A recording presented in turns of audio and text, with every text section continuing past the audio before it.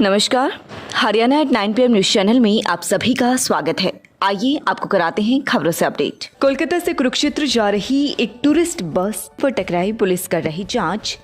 67 सवारियां बैठी थी बस में। सुबह 3:30 बजे हुआ सड़क हादसा। कोहरा अधिक होने के कारण हुआ हादसा। इसी अधिक कोहरे के कारण केएमपी के पास दिल्ली अंडरपास के नीचे एक इको भी नीचे खाई में उतर गई। शुक्रवार को केएमपी एक्सप्रेसवे पर कोलकाता से कुरुक्षेत्र जा रही तीर्थ यात्रियों की एक बस भारी कोहरे के कारण पीपली आसोदा के बीच केएमपी पर अवैध रूप से बगैर पार्किंग लाइट लगाए जलाए खड़े ट्रक से टकरा गई। Tourist bus via Pushkar Agra Vrindavan से होते हुए कुरुक्षेत्र जा रही थी। श्रद्धालुओं ने बताया कि ट्रक बगैर पार्किंग लाइट ऑन किए केएमपी पर खड़ा था, जहां अधिक कोहरा होने के कारण बस चालक को ट्रक दिखाई नहीं दिया और बीच लाइन पर ही खड़े ट्रक से टूरिस्ट बस टकरा गई, जिसमें 2 सवारियों को चोट लगी जबकि बाकी सभी सुरक्षित हैं। इसके अलावा गाड़ी आगे से पूरी तरह से टूट गई है, जिसके कारण गाड़ी चल भी नहीं पाई। मौके पर पहुंची पुलिस ने कार्यवाही करते हुए ट्रक को पकड़ने के लिए कार्यवाही शुरू कर दी है।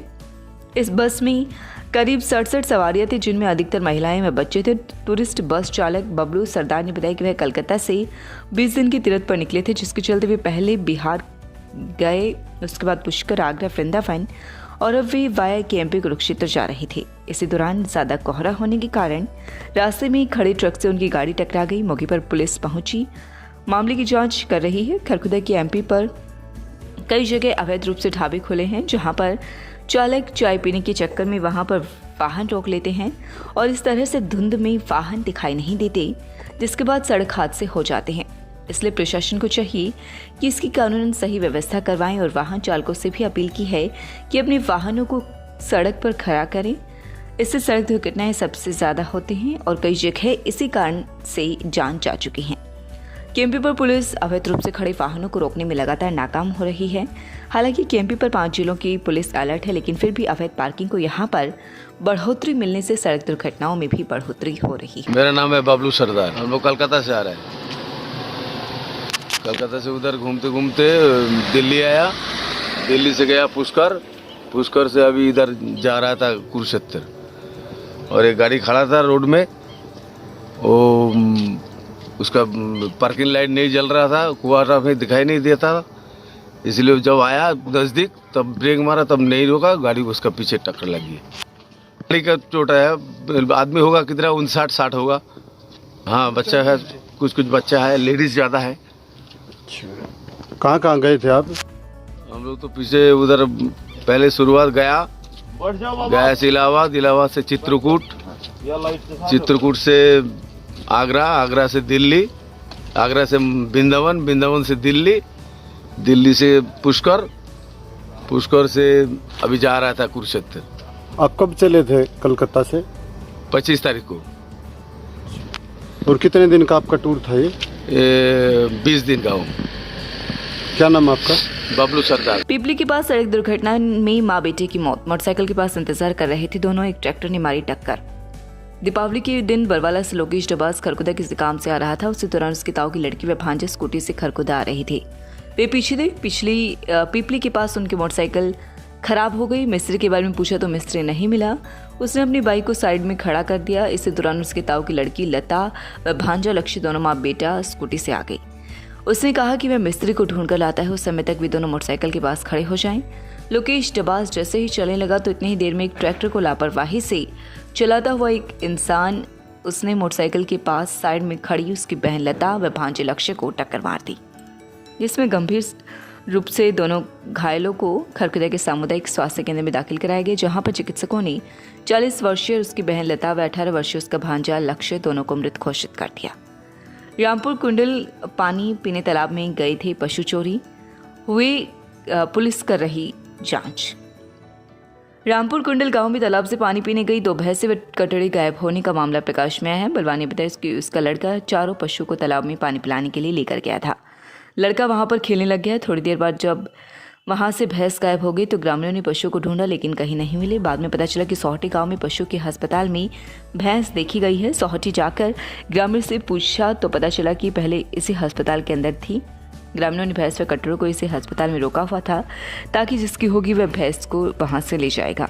शिकायतकर्ता का कहना है कि वहां पर ग्रामीणों ने बताया कि वहां पर पुलिस भी थी। अस्पताल में भैंस का इसलिए रोका था कि जिसकी भैंस उसे मिल जाएगी। रात को करीब 9 या 10 बजे बलेरो गाड़ी में चढ़ाया गया। ग्रामीणों ने शोर सुनाई दिया तो ग्रामीण बाहर आए, लेकिन पुलिस को वहां पर देखकर वापस चले गई। इसके बाद 112 नंबर पर कॉल कर सूचना दी गई, जहां से जो आईओ आई उन्होंने कहा कि वे सैदपुर पुलिस चौकी में इसकी शिकायत करें। युवक ने मामले की शिकायत पुलिस को दी है। पुलिस मामले की छानबीन कर रही है। सैदपुर चौकी एसआई रमेश चंद्र का कहना है कि सोहौटी गांव में एक टायर पंचर संचालक राकेश ने घूमती हुई भैंसों को वहां पर रोक दिया था।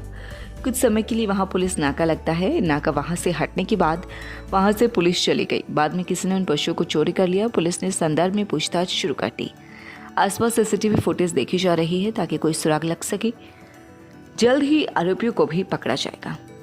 जरोड़ गांव में सीएम की तैयारी में जुटे ग्रामीण सभी गांव में मुनादी करने के लिए कर रहे संपर्क। ओलावृष्टि के कारण बर्बाद हुई फसलों का जायजा लेने खुद सीएम मनोहर लाल जरोड़ गांव में पहुंच रहे हैं। उनके कार्यक्रम को सफल बनाने के लिए 10 गांव के किसान विभिन्न गांव में डोर टू डोर संपर्क कर रहे हैं और अपील कर रहे हैं कि कोई भी किसी तरह का कोई विरोध नहीं करेगा। सभी सरपंचों से संपर्क करके गांव में मुनादी करने के लिए भी कहा गया है। सीएम के स्वागत के लिए जो कमेटी बनी है उस कमेटी को बनाया जा रहा है। उधर दूसरी तरफ संयुक्त किसान मोर्चा के सदस्य अभिमन्यु कोहाड़ को भी संदेश दिया गया है कि किसी भी तरह की कोई हुड़दंगबाजी या विरोध प्रदर्शन इस कार्यक्रम में नहीं किया जाएगा। इस मौके पर ब्लॉक समिति सदस्य चेयरमैन राजवीर दहिया ने कहा कि सीएम यहाँ पर किसानों की मदद के लिए आ रहे हैं, इसलिए यहाँ पर किसी भी तरह का विरोध करने नहीं दिया जाएगा।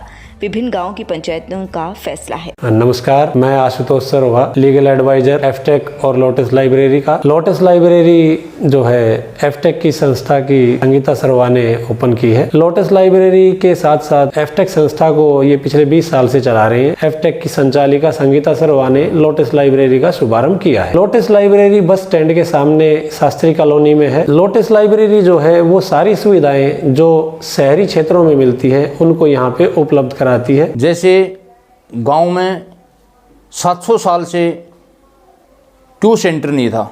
इतना बड़ा गांव है, अनेक सरकारें आई, अनेक सरपंच बने, गांव में ट्यूशन सेंटर बनवाया।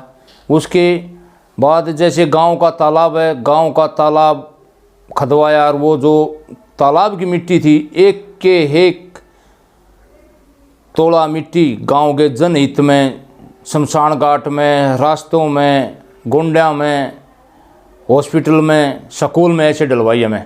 COVID-19 patients rehabilitation program.